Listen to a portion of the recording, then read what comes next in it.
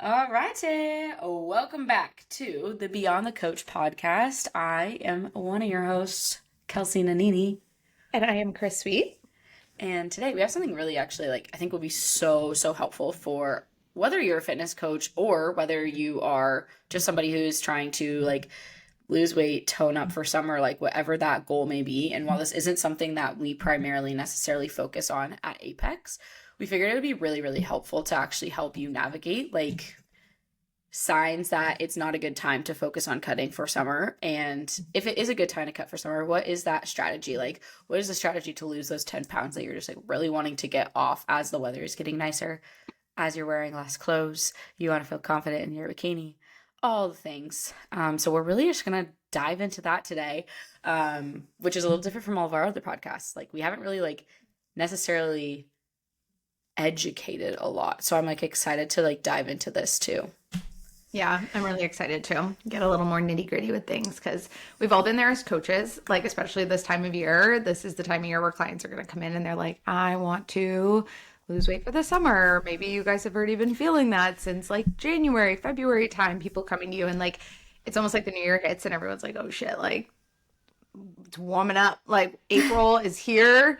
We're having Kelsey and I were just talking about the false fall and false spring, that if you guys are in states that have these things where it gives you little points of hope of oh, it's warming up, it's nice.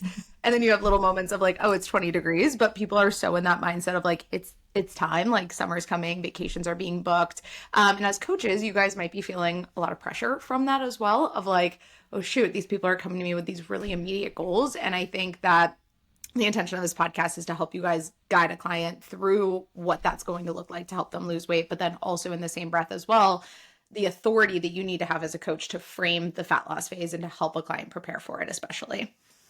Yeah, I think a lot of people just come in with probably unrealistic expectations of what it means. And I think it's really important to also, as a coach, break that cycle. I think a lot of people just live for the summer. And so I think something really cool you can do as a coach is guide them in hey, what if you didn't have to live your life like seasons, like the year is? And what if you were just able to maintain a physique that you just loved all year? You don't have to hibernate every winter. You can legit love your body all year around if you were just able to maintain the results that you were getting.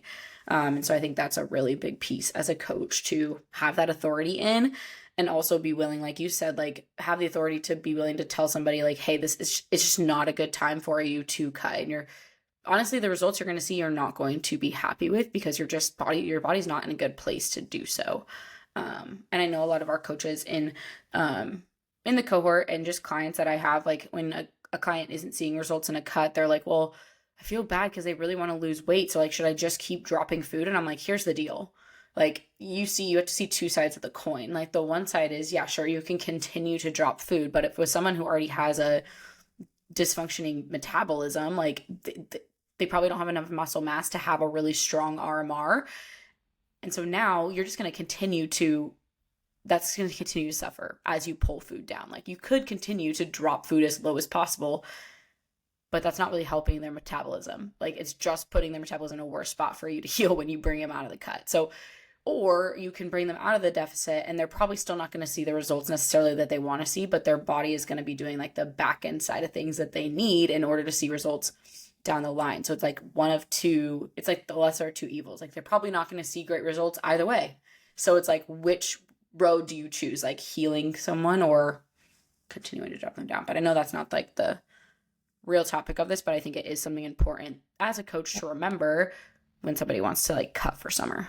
Yeah. And I think the first step in really framing with the client when it comes to if this is a new client coming to you guys and saying hey, this is my goal, this is, I want to lose weight, lose these 10 pounds for the summer, or it's a current client coming to you and you guys are establishing the goal, is the first thing that needs to happen is you have to set the foundation of what that's going to look like. And this comes with setting the expectation of the fat loss phase. And the first thing you have to do is figure out the goal. What does this represent for the client? Why do they want to go into this deficit? What is the timeline? What does their dieting history look like? Get a really good sense of it. And things that I like to emphasize with clients when we are preparing to go into a fat loss phase is educating them on fat loss versus weight loss, because I think that's one thing that people really get misconstrued when it comes to losing those final 5 to 10 pounds. It's well, what is those 5 to 10 pounds. And ultimately as well, like body composition over weight. Like what are we ultimately aiming for, and setting that foundation with the client first, then addressing any mindset shifts that obviously need to come out of it too. And I find with clients, like lifestyle clients in particular, it comes with reframing this in the check-ins that you have with them too. I know I'll have clients sometimes set a goal where it's like, my goal is to be below 135 this week. And I'm like, okay, well, let's reframe that a little bit. Like, let's reframe it to the goal of the actions that are going to help you lose the weight. And I find that this is actually really helpful to do when a client is in maintenance or in that prep phase going before the fat loss, to work on those mindset shifts so that they're in just a stronger capacity going into what the fat loss phase is going to look like. Yeah. Like you said, the prep phase. So that's another piece of the puzzle here is if a client comes to you, let's say this month, you're talking to a potential client, they're like, I really just want to lose weight for summer. And they're like, I've been in a deficit since November, whatever it may be. Maybe it's not a consistent deficit, but you just have no idea what that looks like. At Apex, we have a prep phase. So we have like an initial info gathering stage where we're determining where they're at in nutrition, what their lifestyle looks like, what their workouts look like, their strength looks like, to gather that info to set things for the prep phase, knowing what they have been doing in the past couple of years, right? Like I actually ideally want to know what they've been doing at least in the last 5 years, honestly. And that's why we have a questionnaire that's pretty in depth.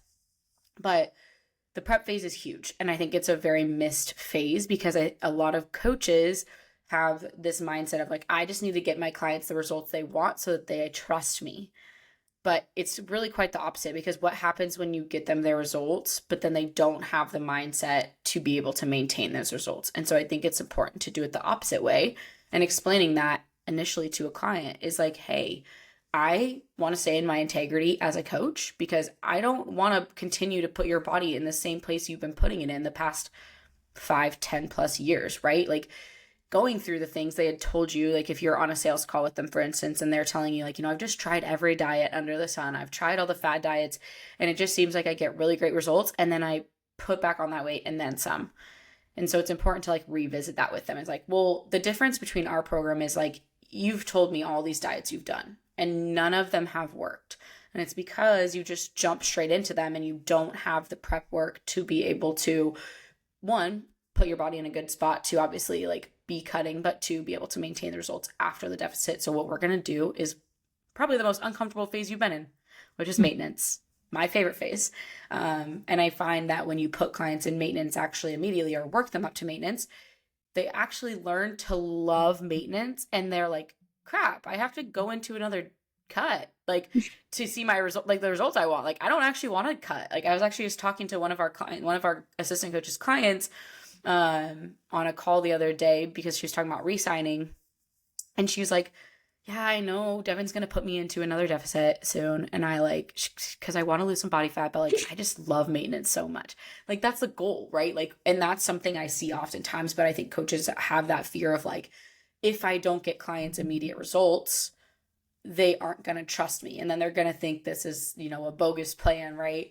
And so I always like to and I think that's important as a coach to remember is like, you just have to set that expectation from the beginning. Hey, like you have this overarching goal of losing weight, but I'm not going to tell you like in the first 6 months, you're probably not going to see that because of X, Y, and Z. So I think that's really important too, is establishing that. Yeah, you really need to assess before you're addressing the plan that is the fat loss phase. You need to assess all those avenues again, whether this is a new client or a current client. Like you need to look at current nutrition, their lifestyle, their stress, their sleep, their current training.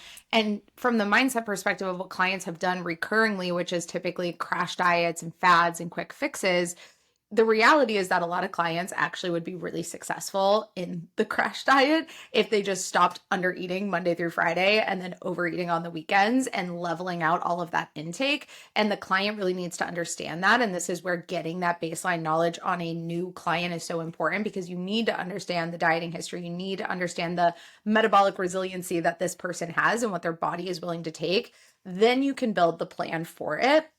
And for them to also, something to assess with clients when you're in that foundation and almost like assessing phase, is to ask them like, hey, do you have any big events, travels, things coming up in the next 3 to 4 months, like anything that stands out, because not only is it going to be like the idea of going into a fat loss phase, like that decision, it's not only going to be based off of someone's baseline, it's also going to be based off of future looking ahead and being like, well, what does their life look like? Are they going to have all these travels this summer? That is just going to make simply being in a fat loss phase very difficult for someone who may not be ready for that, may not have the skill set yet to balance in vacations with being in a deficit. Some people can do it really well. Some people can't do it really well. And this is the beauty of maintenance. And this is where clients get to enjoy it once they have that really consistent food intake and not this like roller coaster that they don't even realize that they're on when it comes to it. So you really need to assess like what is coming in the future for this person. And that not only can obviously be the determining factor in their why behind wanting to go into fat loss, but can also be determined of like, okay, is this really an efficient time for us to go in and have the effective fat loss phase that we need? And when you're setting the foundation and setting the groundwork with a client going into a fat loss phase, it's like, hey, you've got to be in it. Like you have to be dialed in. Is it impossible for us to see results? Absolutely not. Like we as coaches are always going to err on the side of optimism that someone can achieve their results and everyone is capable of doing so with the right tools in mind. But I think you have to be really honest with your clients and not be a people pleaser in these situations where if a client comes to you and they're like, well, I'm going to Europe for 2 weeks this summer, and then I have 3 weddings that I'm in, and I have this and this and this. It's giving them the benefit of the doubt of, hey, I totally hear you in this, but I really want to set an expectation first and just paint a picture for you. Do you feel confident going into these things where it can't be like a do nothing trip? It can't be one of those trips where you are just like not working out, not tracking, and you're just drinking alcohol, you're doing all the things, because that will regress the deficit itself and likely will regress your mindset and momentum that we've had in it. Is it something where we can find a level ground for us to work with these things? And are you willing to give that up a little bit? Because it is a sacrifice and it is a level of restriction. Like coaches who say you don't need to restrict yourself to see results, fat loss is restriction. Like it literally is restricting your food to see results. It does not have to be a restriction to the level that so many people have had before. And that's where we really want to reframe with them, is that it's not what you've experienced before, but it is going to require a level of adherence to something different than likely what you're doing in your day-to-day life in maintenance. And that is what you really need to assess before you're addressing the plan alone. And if all of that sounds good and you're like, awesome, this person and I are on the same page, we've set the framework, we've gone through the foundational pieces that we need to, I feel really confident as a coach that we can see those results, then you get to build the plan and evaluate that and really roadmap it for the client. But those are the preliminary stuff that has to happen before you're going into this fat loss phase. Yeah, and that's why it's so important to have somebody in maintenance before they start. Because if I would say, like, if you can't stay consistent in maintenance, you can't hit all your protocols in maintenance, you can't prioritize like consistently hitting your macros, consistently hitting your workouts, your steps, your sleep, your stress, all those things, like it will be virtually impossible to be adherent in a cut. Like if you cannot do it in maintenance, because in maintenance, you're thriving. You like have so much energy. Your workouts should be like, you should be crushing your workouts, right? Like everything should feel just very good in maintenance. In a deficit, it's not all sunshine and rainbows. Like I think a lot of people like don't realize a cut shouldn't be I shouldn't say it shouldn't be enjoyable, but it shouldn't necessarily be like all sunshine and rainbows. Like you can enjoy a deficit, but it's not always like fun. Like Yeah. it's just not. You're tired, like you're hungry. And that's another thing. You should be hungry. Like when you put a client into a deficit and they say they're hungry, it's like, good, yeah, you're literally restricting your caloric intake. Like Yeah. it's gonna suck, especially that like the first week of like a decrease. And that's why I typically don't like to decrease back to back weeks, because your body's still adjusting to things. Your body is so smart. So it's like adjusting and adapting with this lower intake. It's learning how to utilize this food now. But yeah, a cut isn't fun. So and like you said, it is restrictive. Like you're literally restricting your calories.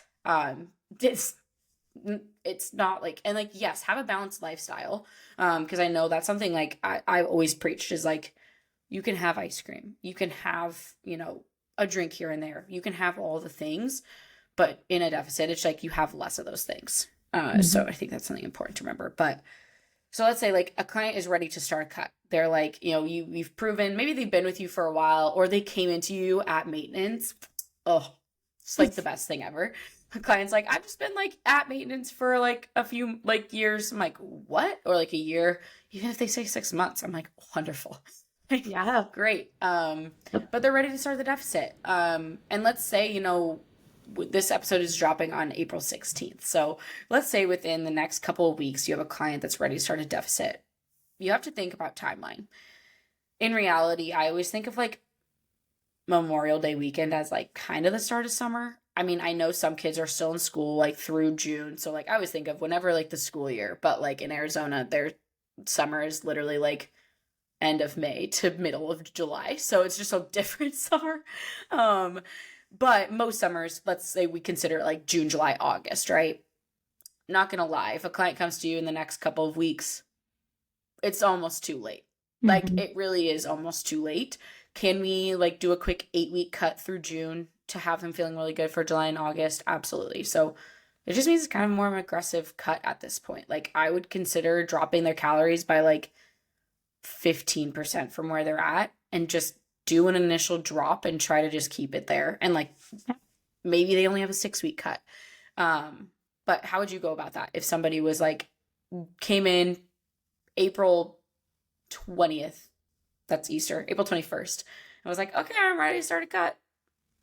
Yeah, this all goes back to that framing that we talked about and the authority that you need to have as a coach. If a client is coming to me, first thing I need to say is as coaches, we are not like the fairy godmother. Like we don't, I wish in every capacity possible I had my magic wand and could just like bippity boppity boo people into whatever they wanted, like Yeah, into any literally. phase.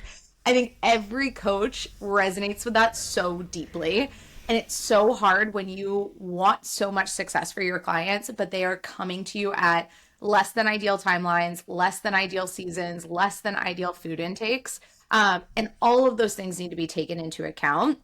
Now, if someone's coming to me and they're like, I need to go into a fat loss phase, like they are not budging whatsoever. Yes, you've got maybe like 8 weeks that we can go really freaking aggressive into this. Are you willing to do XYZ? Are you willing to follow a deficit to a T? There's no 80% following adherence. Like this No is free you, meals. Like no free meals. you're just like, You are tracking every single thing. There is yeah. no excess alcohol consumption. There is no anything being given to you, no permission slips.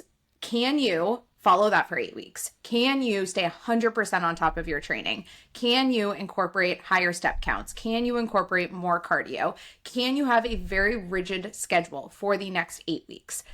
If you answer no to those things, which I would expect most people to probably answer I no would. to, I would be like, actually, I'm good. I really enjoy like a glass of wine. Like Yeah. I'm just gonna be like, nah, I don't I'll know. find a good one piece for this summer. Exactly. If they answer no, then you know what to do. And let me say that there is so much power in maintenance. And a lot of these people who are coming to you that are like, I need to lose this weight. It's like, well, what if we did small foundational things that actually automatically change your body composition to some degree? You have more energy, you're moving more. People are naturally going to see changes. And that's where people undervalue the maintenance and undervalue the reverse diet and all the steps that can go into it. And that's where people get like the fuck it mindset of, well, I'm just going to eat whatever going into a reverse or into maintenance. No, the quality of your foods will impact your body composition at maintenance, in a surplus, in a deficit, whatever, they're going to make an impact. So I would have a very honest conversation with them. If they're like, yes, let's do it, I am going to be so on this client's ass. It's not even funny. Like if they have an off week, I'm going to have some really hard conversations. And I think this is where the authority has to come into play because you are the expert. Like you know the trade, you've mastered the trade. And the other thing I wanted to add to this conversation of like the whole idea of an aggressive approach, the client's body is going to determine if it's ready for that. So you could put them into this aggressive approach and their body could, to some degree, probably still not be as responsive, or maybe it is, but just not at the level that they want. And I always like to explain to clients, like, this is going to be up to your body. Your body is going to determine if it's going to lose weight right now, if it's going to build muscle, if it's going to change in the way that the client wants it to. I can't do that. And that's where the fairy godmother reference comes in because I wish I could definitely just change that immediately. But your body is such a powerful thing that is created for literally survival. And sometimes those aggressive approaches, your body kind of comes back and attacks you in return. So it's so dependent on the person's body and if they will be receptive to that. Data doesn't lie. And if you are even staying really adherent and not seeing the results that you want, it's likely more worth that client's time and your time as a coach to reverse them up and to then go into a more proper phase. Time will always be here, but that was on the topic of the more aggressive approach of it. So we can kind of switch gears to now, well, let's say a client is ready for a fat loss phase. Let's say that they have been in maintenance, they've been doing the thing, they're in a steady place.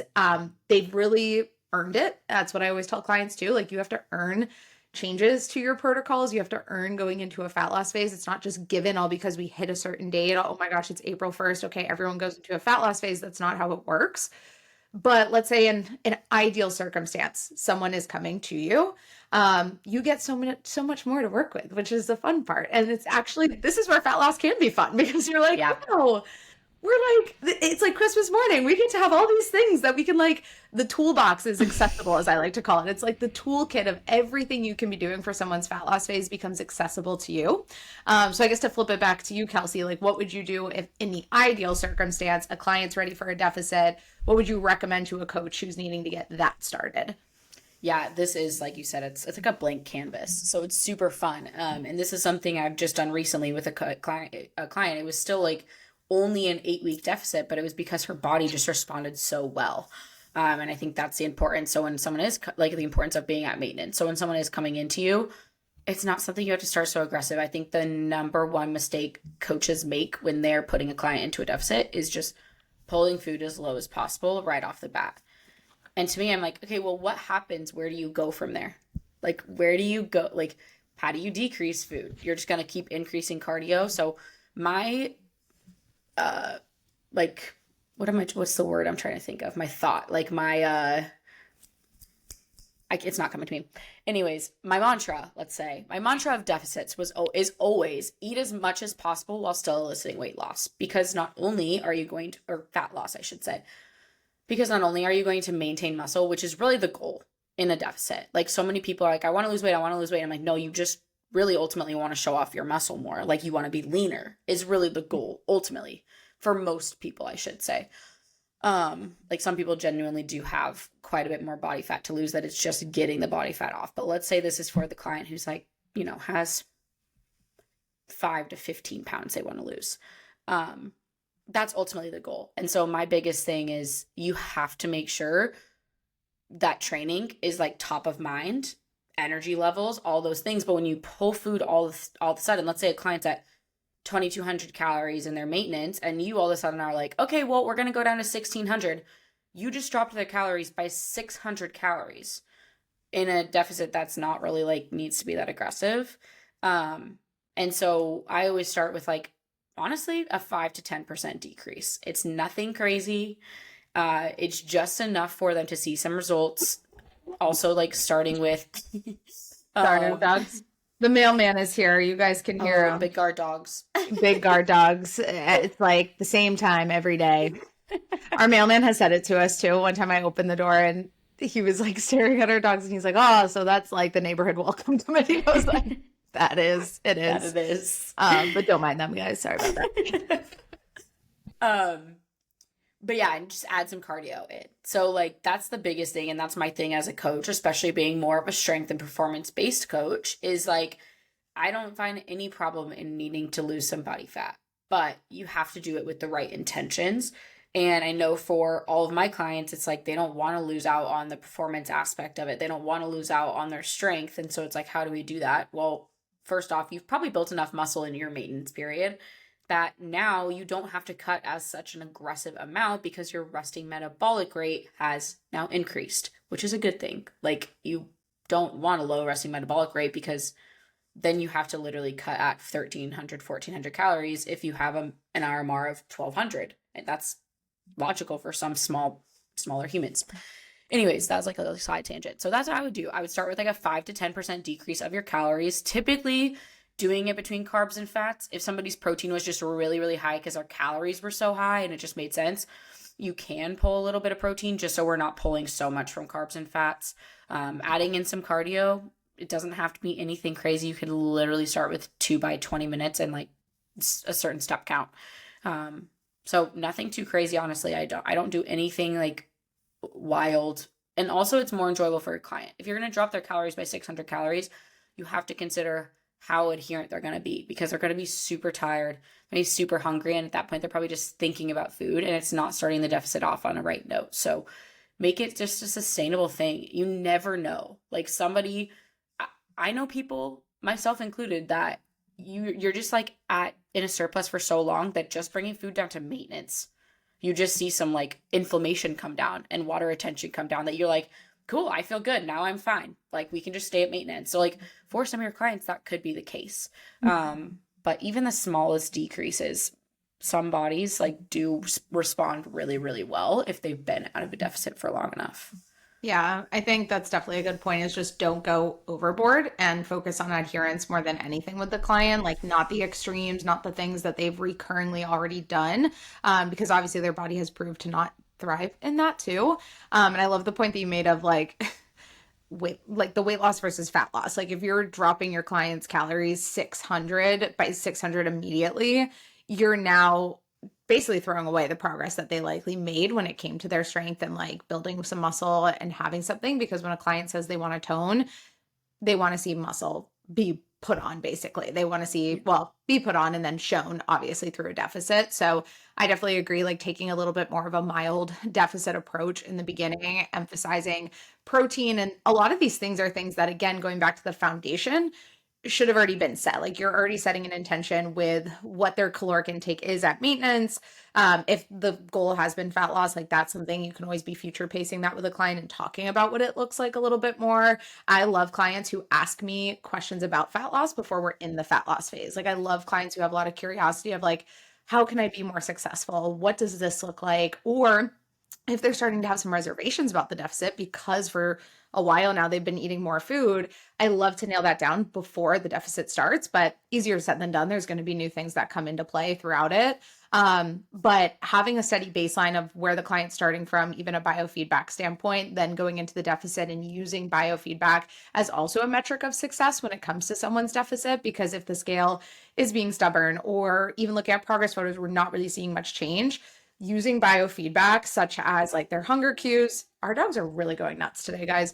Such as hunger cues or stress or sleep, those things, educating them and then referencing that for yourself as a coach goes such a long way in making those adjustments, because it doesn't always have to also be lowering calories and increasing energy expenditure every time you want to go into making a shift for a client. The shift could be looking at their food in their MyFitnessPal and figuring out what types of foods are they leaning on in the deficit? Are there inflammatory foods that are coming into play that maybe we need to make some substitutions for to just help their digestion in a deficit where there's a lot of digestive stress sometimes being placed because there's just a lack of food in your system?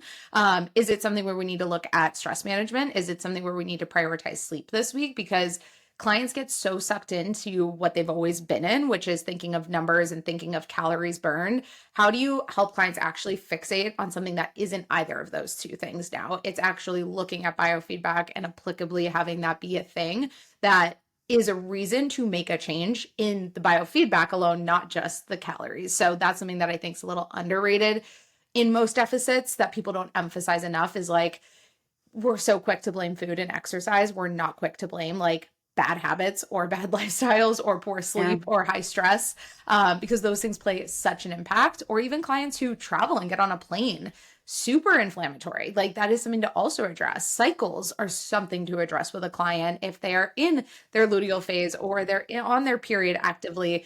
Those things are so important to educate on. And I can't say it enough, do it before the deficit as much as you can to set the foundation, but emphasize that, especially when you're in the deficit too. Even like a sedentary lifestyle. Like I think a lot of people are just so quick to, okay, I need to add more to the workouts. And like that's coming also from the client perspective. Like, I just don't think my workouts are working. It's like, no, you literally took 3,000 steps yesterday. Like you're just sitting all day.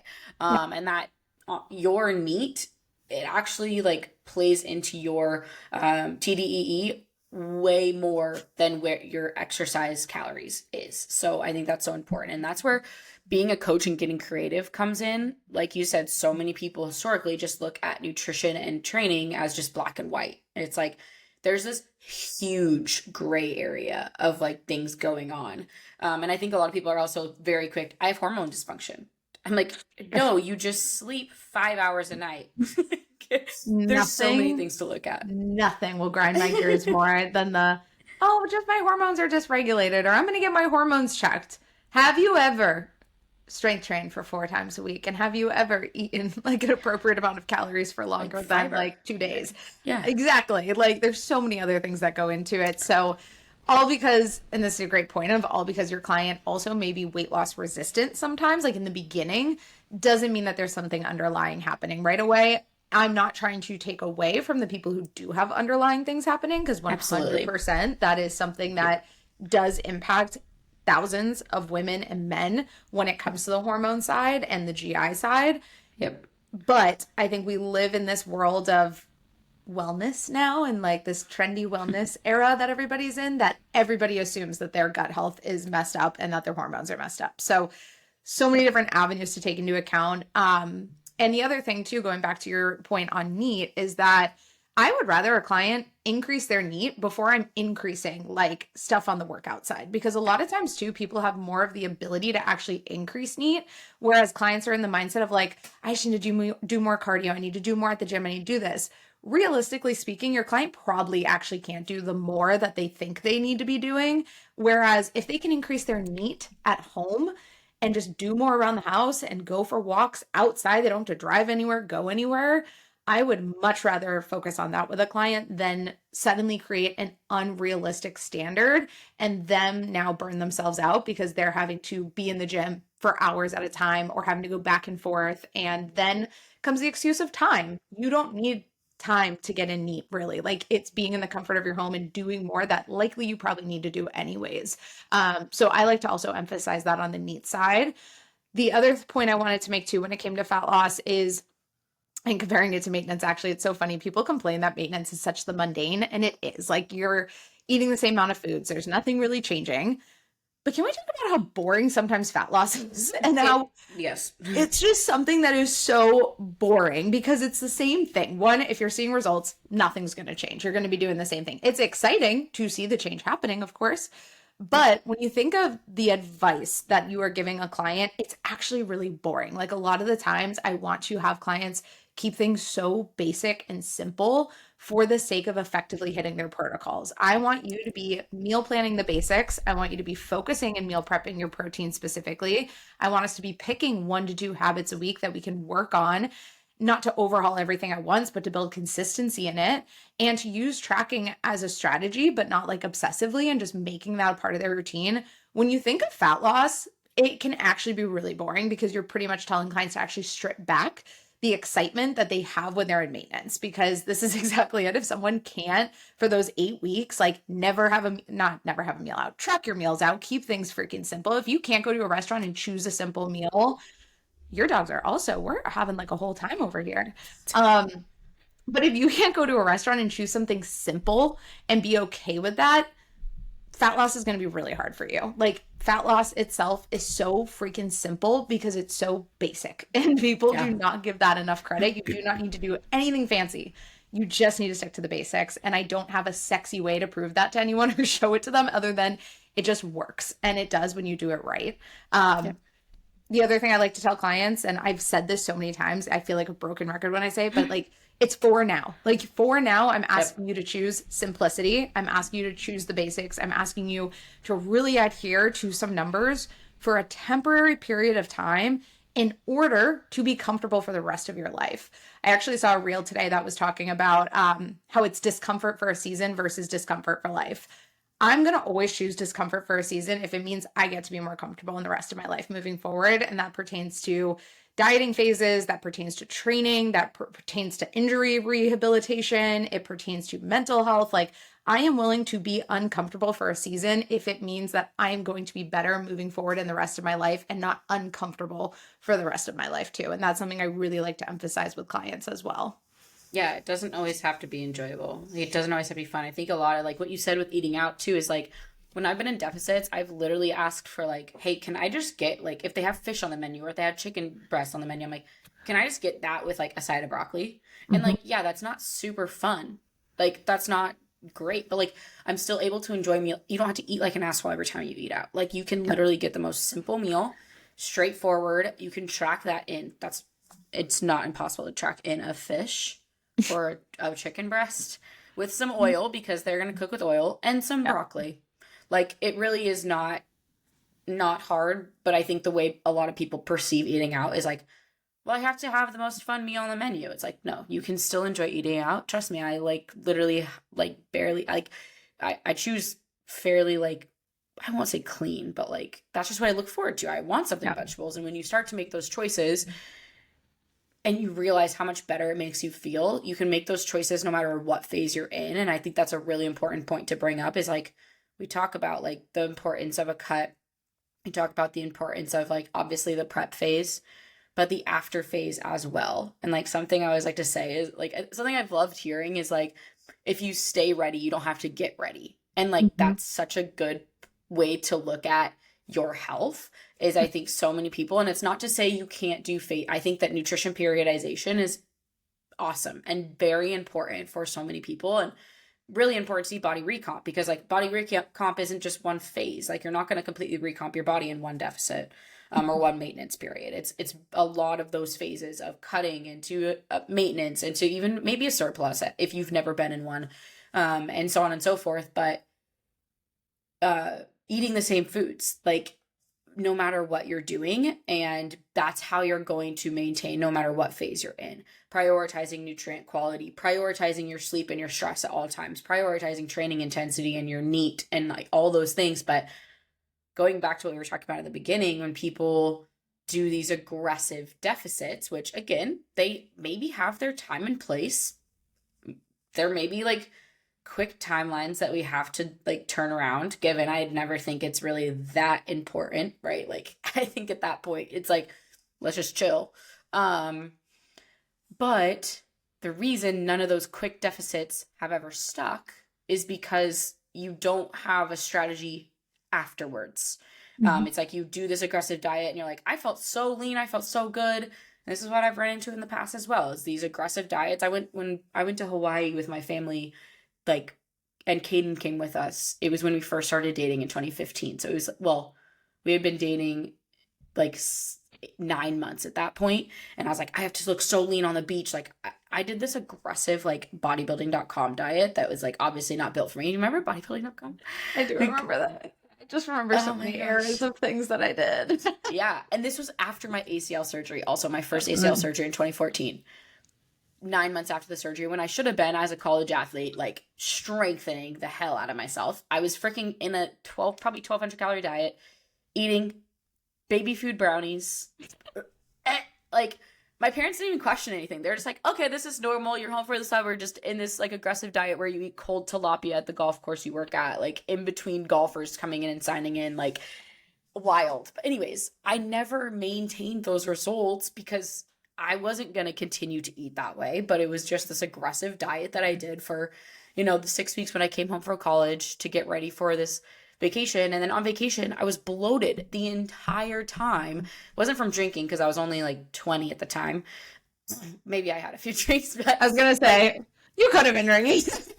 And at this point, not going out to eat, but there was some drinks had, but like, it was a free for all. And I think that's a lot of what happens too, when you have to consider is, if you're going into a cut for the summer and it's an aggressive cut, by the time you get to your boat days, your camping trips, your vacations, your weekend, whatever, you are going to feel like an uncaged animal, and you are going to go all out, and nothing you just did for those 8 weeks is going to be worth it, to be honest. Like, you just put yourself through misery for 6 to 8 weeks, whatever it was. Maybe you were doing some weird 4-week diet. I don't know. But you basically just made yourself like miserable for that amount of time, just to now look bloated, because your gut is like, what the hell did you just do to me? Like, we just went through this severe restriction, and now you're binge drinking and like eating cheese fries and hot dogs. Then people will blame that they have gut health and gut health issues. Yes. It's like, no. It's the contrast. Like, and I think that's the big thing, is coaching clients on the contrast of like, what does this versus this look like? And what are the expectations? When I have clients that are going on vacations and they're in a deficit, I am so honest with like what they should expect going into it, what their mindset should be. I think mindset's a big thing. Like you're coaching clients more times than not on their mindset than you are the actual logistics of what to do and follow through on. But it's a big thing in the contrast itself because that makes or breaks someone's momentum. If they come back off this trip and they're bloated and the scale has spiked 5 pounds and all these things, now they're catastrophizing. They're thinking something's wrong with them when it's really just the contrast of habits that they had over a week span. And no, you did not gain 5 pounds of body fat. That's nearly impossible to do in a week span. You'd have to work really freaking hard to make that happen. But what about water and inflammation and all these things, the contrast of the foods that you're having? And I like what you said about, staying ready, not just like you don't have to work to be ready if you're just ready. And I think this goes into the conversation we've had of athletes, like in the off season versus the on season, like going back to Patrick Mahomes, like one of the greatest quarterbacks right now, it's like he stays on his game even in the off season because there's things he is doing that maintains it so that when the season comes back, he's able to be ready and go right in and have that, both from a psychological standpoint of everything athletes go through, but then also a physical standpoint of what he's doing. And that's the beauty of continuing to work with coaches through all different seasons. And I know we're talking about fat loss here, but just that emphasis of where clients need to, and a big conversation I've had with my business clients lately and their marketing and their sales. And even when it comes to client retention, you have these clients who their only expectation they've ever had is that the result, the end thing, is losing the weight, not reverse dieting up and maintaining food and doing all of these things. So my advice to you coaches who may only coach fat loss and weight loss, which is great, like you guys deserve it. Like the space needs you genuinely, like this country needs that. Yeah. And that is so important. But the reason you're struggling with retention is you're not teaching the power of maintenance and that the phase doesn't end when the 20 pounds are off. Because then think of the contrast. A client's going to get off coaching, have no exit strategy, no nothing. Then what, right? The contrast, they're going to go back to the old way of living because they think that, and that's all they've really known outside of your coaching in a deficit, that it's this all or nothing kind of mindset it turns into. So, taking your clients through a fat loss phase this summer is so doable, something you can absolutely have.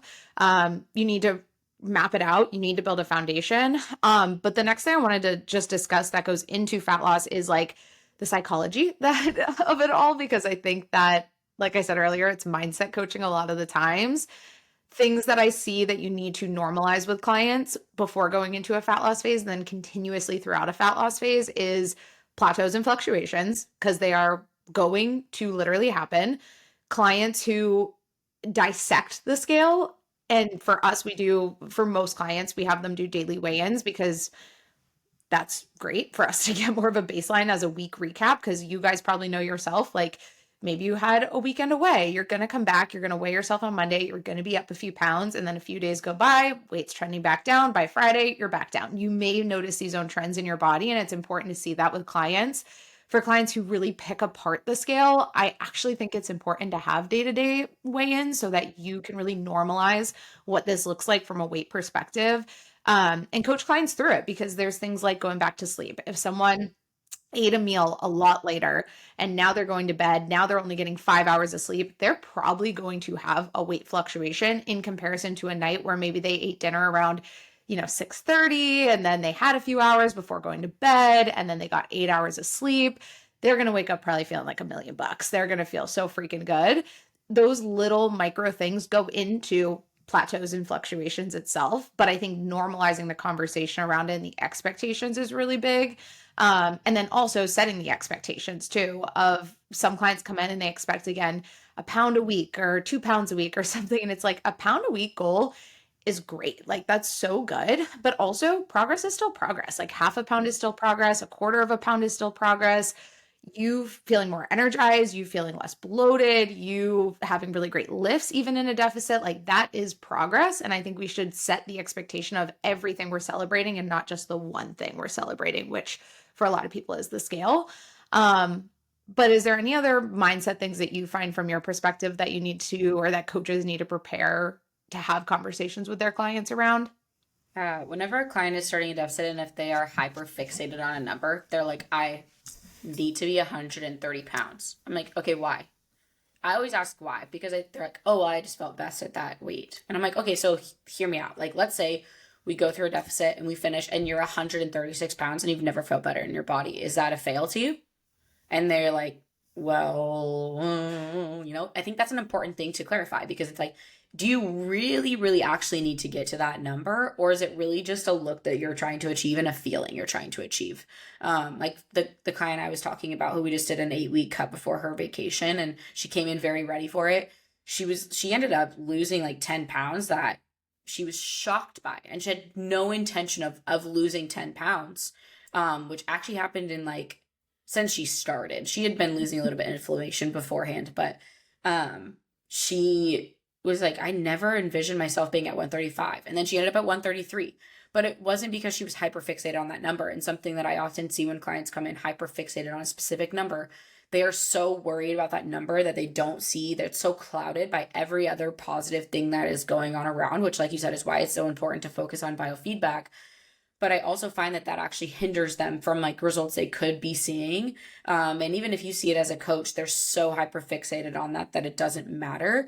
And again, I don't think it's like necessary to like step off the scale and like, hey, let's like not weigh yourself. But at some points, I have done deficits with clients where I'm like, hey, you're just like not going to step on the scale for the next like 3 weeks of this cut because like I need you to actually see what I'm seeing and like what your body is actually doing. So I think it's being able to get a little creative too with your clients who are hyper fixated on the scale. And it's just lack of education and lack of understanding because they've never been in a place where they've measured progress by anything other than like weight and maybe clothes fitting better too. Yeah. But I think clients can almost like tell themselves a story in the back of their mind when they're not seeing a number on the scale that clothes aren't fitting better or other things aren't happening solely because of the number. And so I think it's just important to clarify that in the beginning and educating them on that. Like, hey, like I can't promise that your body is going to do that, but the scale is just a number. When you felt really good at 130 pounds, that was 5 years ago. You know how much muscle you've put on since then? Like you may not weigh that amount ever again, but I promise you your body's going to look so much better because you have muscle mass. So I think that's a big thing to focus on with clients too. And even like, I think one other thing clients maybe will come across is if they're slowly getting into summer by now, if you're like starting them on an 8 to 12 week cut and they maybe are cutting into summer, is their choices when they're in public settings. It's such a backwards world we live in. Like my husband and I always talk about this where like people will judge you for eating like, I always choose like healthier options at restaurants, right? Like if there's a ceviche, I will down a ceviche. I said to Kenneth how bad I need ceviche. That was the best thing good. that happened out of Mexico. All the ceviche we ate. Ceviche. But it's like not always the salad, right? Like it's not always like I think people like if you're looking at 2 menu items, like the Cobb salad is probably not the best option. At that point, I'd rather have you honestly get a pasta that has some vegetables in it. But it's very easy for Aunt Julie to I actually have an Aunt Julie, so that was a bad example. I don't know why that was the first name to come to my mind. I love you, Aunt Julie. But let's just say Aunt Susie. She's looking at your plate and she's ordered her Cobb salad and she's like, I'm being good because I'm on my keto diet. And you're like, Aunt Susie, like, and then she's looking at your plate and you have like a burger with a side salad, but you've like done like a chicken burger. We have a roofing guy that just got to our house, so Autumn's gonna play guard dog for us real quick. Honestly, I would see that chicken sandwich as much healthier if it's like a grilled chicken sandwich with a side salad and like you put dressing on the side so you can manage how much fats you're putting on it. That's a big thing too. But I think it's just important to not let those outside words get to your head because it's very easy to do so. And as a coach, it's easier because I'm like, well, Aunt Susie, like, why is my option and like it's easier for me coming from a coach, but if you're not a coach, right, and you're making a decision your family doesn't agree with, don't let it get to you. Like it's your life at the end of the day. And honestly, if you feel like that's going to be the case, if you've had it in the past, Easter's coming up, for instance, if you're not going to have some of the like potato salad that's out, like I don't know, that's what we've like ham and potato salad is what I like envision like Easter as. But if you're not going to choose those options, dude, I would look up on ChatGPT. I would have ChatGPT come up with sassy remarks that are like kind of like sly. I would beforehand. Like, honestly, I would tell your clients to look that up. Like, Yeah. because I just feel like at some point, you're not going to prove them wrong. Like, you're not going to fix Aunt Susie is 60 years old. She's been doing diets for 30 years by now. You're not going to fix her mindset. Yeah. So you can just, not sassy, you could just be like, ChatGPT, I need some sarcastic remarks for my Aunt Susie who just No, won't stop talking about my food seriously. choices.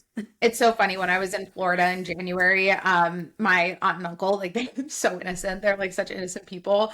And they saw me macro tracking because I was just starting my deficit actually in January.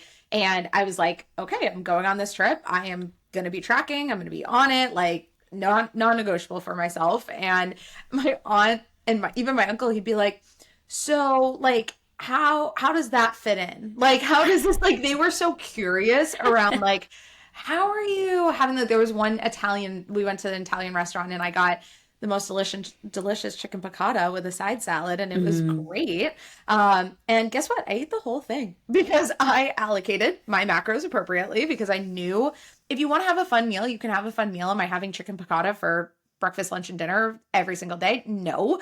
Yeah. But I'm not treating it like the Last Supper. I'm not treating it like it's the last time I will ever have this meal. There's no scarcity around food. And I think that's where people get in a little bit of a frenzy of needing to order these fun foods. There's literally no shortage of fun foods that you can have in your life. And I think when you can tell yourself like, hey, there's times and places for the fun foods. For me, I wanted this chicken piccata. Friggin' sounded amazing. And I was doing so well throughout the entire trip. I was like, you know what? I'm going to allocate, most of my macros to this meal because I know this is what I want. And my uncle, I remember, looked at me.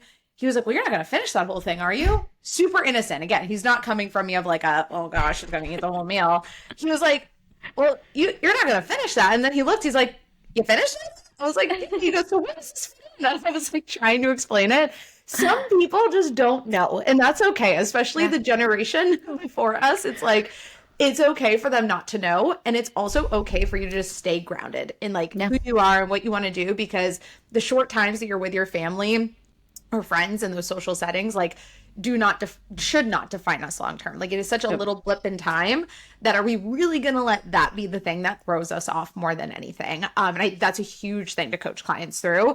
I actually had a conversation with a client yesterday, just talking about social settings. And I was like, listen, we're going to take it event by event because this is how it's going to be. And we're going to find a framework that works for you. So I think that's the other thing when you are coaching your clients through this is don't throw 1,000,010 rules their way when it comes to eating out and navigating family events, but do plan with them like communication, something that they can say if these comments tend to get to them or these things get to them, and choose like 1 to 2 habits that they can focus on when they're going to Easter and they have all these meals or options in front of them of how to build a balanced plate, giving them permission of, hey, if you build a plate and you drink your water and you're there and you're feeling a little hungry, you want a little more, I give you permission to go get more and to plan for that and not to have this restrictive mindset that a lot of people need to work on. But gosh, we need to have a whole episode about family stuff because friends, it's so hard. We will have a whole episode about social stuff. We need to move to the list. Literally, yeah. I'm like, guys, I eat more than you think. Like it's, no Weight Watchers here. None. Counting Absolutely none. numbers. But yeah, None of it. I think too, it's like last thing I'll say on like events is if you're going to like an Easter, it's okay to bring a dish that you just feel good with and you can eat. Like I would say, if you're nervous about a public setting, you're nervous about an event, bring your own dish to share that you feel good about. Like a pasta salad with like some veggies, some chicken. Amazing. Listen, Easy. I have a reputation for being the shrimp cocktail girl. I will bring shrimp cocktail. If I'm invited to an Costco event, shrimp cocktail is specifically, yes. I like want to. That's Just the buy one it we all go the time. for. It's so All the good. time. When someone's like, oh, I'm having a party like the holidays, you best believe I will provide the protein. Like I will be, and that will be my plate because I get so much satisfaction out of eating shrimp cocktail. Like I don't even so have good. cravings for the other things. I'm like, this is amazing. And guess how so much underrated snack So is much shrimp protein. cocktail. Like Because they're you- huge. They're huge. They're massive. Massive. I get that seafood's expensive, so like I understand that is a barrier, but hello, if you can do it, Ken and I will randomly buy a shrimp cocktail in our grocery haul because we're like, we might as well have it on hand And and it's have just some good to really snack throughout the day. If you're hungry, you just go grab a piece of shrimp. It's like the adult version of a Lunchable is me grabbing like some shrimp cocktails, some crackers, some, little Yeah. cheese on the side, maybe some baby pickles. And I'm like, that is, talk about a girl dinner. It's not my dinner, it's my snack. Like, it It's my is just snack. so freaking good. So But you good. can get so creative with your clients, whether you're a coach or somebody who is like listening and interested in fat loss. Like, you can get so creative, but you have to stick to it. Like, that's the biggest point of it, is like you have to stick to the things long enough to elicit a response or to know if it made a difference in any capacity from a mindset and a physicality standpoint. And then this will help the transition of keeping that weight off and going into maintenance so much easier for you when you've really built this standard for yourself and you've gone through that reverse diet, and now you're carrying the social setting tips and things that you've been following, the eating out tips that you've been following. That stuff is going to help you so much. When I was in the Dominican, I ate a chicken burger every single day. And this chicken burger gave me so much life, more than any weird salad concoction was going to give me too. So I think, like, know your body's needs, and then you get to alter based on that as well. And then the cool thing too, once you are in the mindset of keeping the weight off, is you get to really shift from the goal of being fat loss to now kind of being back to performance and strength and capability and like really training for life. One thing that just came to me too when you were talking about it, almost like the word that came to my head was like identity, when you were talking about like fat loss and the scale and everyone's kind of perceptions of these things, is like, so many people have this identity in certain phases, and it's like your clients, when they're in a deficit, shouldn't think that they're like on a diet. They're just evolving. They're just working on their goals. They're just on their health journey. Like for me, when I'm in a deficit, I'm like, yeah, I'm in a deficit phase right now. I don't consider myself on a diet. There's no rules to what I am or am not eating, because a lot of my eating habits stay the same, just in different portion sizes typically. And I like to just see it as an evolution of who I am as an athlete, in my confidence, in my ability to show up, in my capabilities, even physically speaking, because for some people, losing weight does allow them to have better capabilities physically and be able to walk with less pain and have So just true. less that they're carrying with them. So diets themselves, fat loss itself, weight loss is not a bad thing. It actually is almost an open door for people to now work on so much more. It's almost the barrier to entry they need in order to really set the tone for their fitness journey. And that's the cool part that fat loss gets to have in someone's journey, whether they're a beginner and they're coming out of the restrictive end of things, and that's where their history is, or if they're advanced and they're on the performance side. I like to look at fat loss as a vehicle for growth and evolution, and less of a vehicle of like restrictiveness and negativity and all these rules that someone has as well. Yeah, I feel like I always have to clarify that because I just don't talk about, weight loss, fat loss anymore and like those goals. And I never want to demonize them, but I do want to demonize constantly feeling the need to do it. So doing about it and going about it in a good way, because like you said, it does help you feel lighter. It does help you feel more confident. Like I've totally been there where I definitely needed to lose weight, and like that was the start of my journey. So I think it's really important to just bring that to light for your clients, and being able to differentiate and have the authority to differentiate between the constant need to lose body fat and then when the time is right to lose body fat. Because sometimes it's not a body fat issue, it's a muscle issue, where they just need to put on some more muscle to like feel confident in their body. So yeah. Yeah. Well, I guess just like to recap the key takeaways, because I feel like we talked about so Everything. many things. Yeah. Like, I love that we can yap so much about this, and there's so much to be said about fat loss. But I think like the main takeaways is, when a client comes to you for the perspective of fat loss, like really focus on building a sustainable deficit for them. Don't just focus on the continuation of a quick fix that they've already had in the past. Focus on the toolbox that you get to build with your clients in that process of the current food intake they have, where their protein's at, strength training, their NEAT, where that's looking at, sleep, biofeedback, mental health. Look at all of those things as a toolbox you are building for them. And it's fun to have that, because again, if a client comes to me and they're like in the perfect place for fat loss, it's so exciting. And then the other thing is just like mindset and behavior change being more the emphasis than the quick fix. And nothing's worse than, as a coach, if you get in the frenzy of like, oh my gosh, I need to get this person results. Like, at the end of the day, they're not going to see results. You're not going to see results in your business because you're not transforming people, because you're still emphasizing the same thing that they have always been doing. Whereas if you can actually flip the script and use behavior change as a huge vehicle for them, it's going to help so much. And helping the client lose those 10 pounds goes so much deeper than numbers. Like, it's about their habits and their confidence that they get to build and the trust that they get to have in their bodies. So do emphasize those things with your clients. Like, when they're in the fat loss phase, don't just celebrate the change physically, celebrate the change that they are seeing mentally. Because the last story I'll kind of leave with you guys for is when I was in college and I went into more of the restrictive side of things. Like, I was very much like, I told a story, I think, on a few podcasts ago about eating like chicken with no seasoning or oil, nothing. And my roommate was like, what are you doing? But I was seeing change physically. And guess what? I was in a sorority, and I remember all the sorority sisters that I had, when I'd go there for like lunch and dinners. Guess what? Everybody was commenting about my physical appearance. Oh my gosh, you look so good. You look like you lost weight, like da da da da. And that became addictive for me, because that was the only compliments that I was getting, was physical compliments about my appearance. And suddenly my value for me was based on how I looked on the outside. And I think it can be easy as coaches, and this is a perspective I don't see talked enough about, is like, sometimes we can do that and we celebrate too much of the physical side of someone's change. Whereas as a coach, I want to, yes, emphasize like, cool, we're seeing the progress physically that we want, but what's also happening on the other side of things when it does come to your mindset and your habit building and your confidence and how you're showing up for yourself. I want to celebrate that for them too. Because I definitely wish that someone would have said like, and the best compliment you can give someone is like, hey, your energy is like really good right now. Like I love the energy you're bringing to this check-in. I love the energy you're bringing into your workouts. I love what you're bringing for yourself into your life. And guess what? That now gets to create a ripple effect for that person, impacting people in their life too. And now as a coach, you've not only helped one person, but you've likely helped so many more people as an extension of that, because you help this one client not just celebrate the physical side, but also the mental, emotional side, the vibe that they really bring to the people around them. And that's a huge compliment for you too as a coach. Absolutely. Yeah, I think that's just the most important part. And I think it all boils also down to the common theme is having the authority as a coach to know what's best for your client.